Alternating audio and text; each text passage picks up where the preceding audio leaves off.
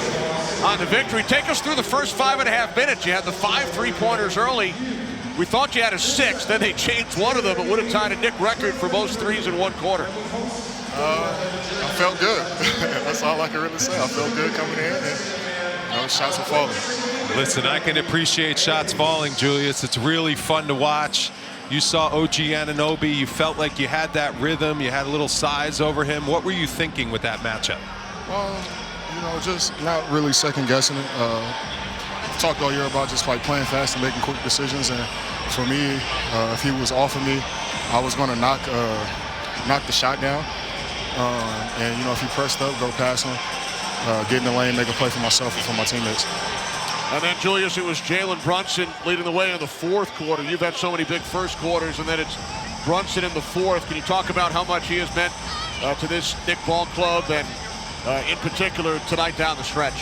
Yeah, he was great, closing it out for us, whether it was a shot or, the and-one that he got or, closing on the free throw line, he was big.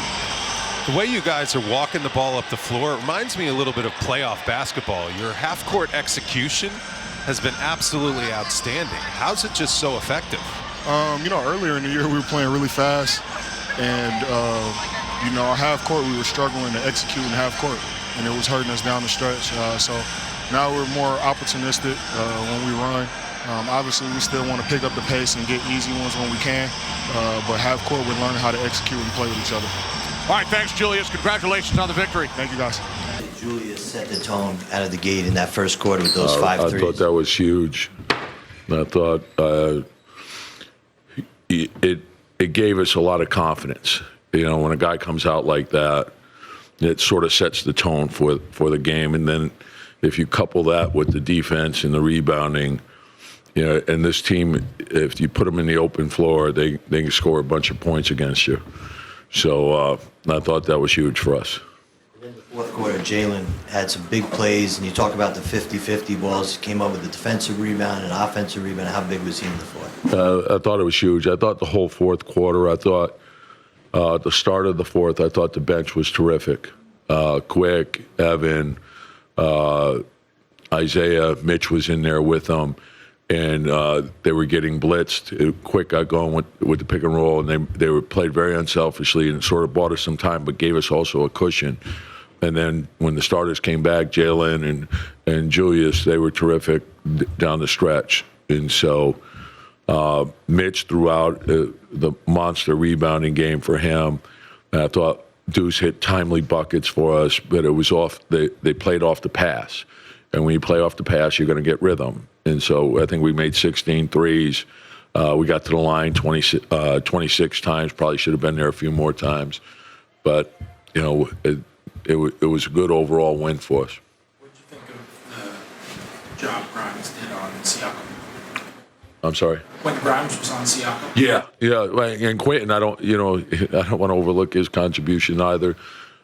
Just because in this situation, you have to guard a lot of guys with size. And sometimes he was on their guards, small guards who are quick and dynamic with the ball.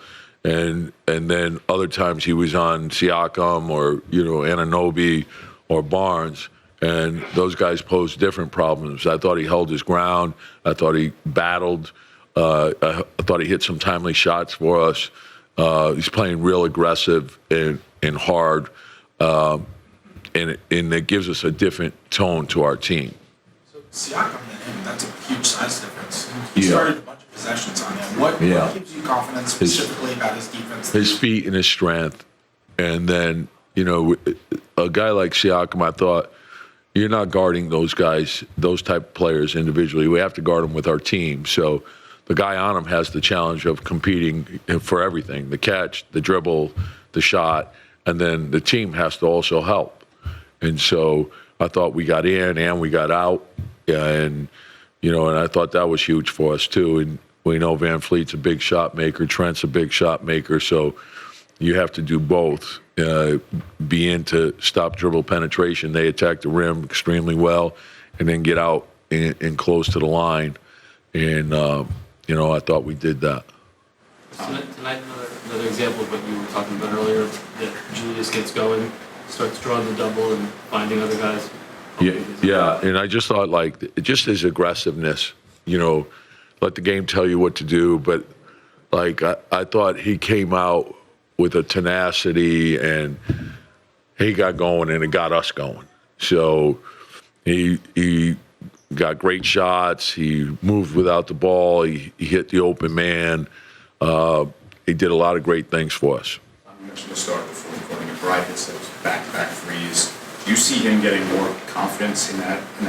Yeah, he's more of a scorer, and we know he's not going to hesitate.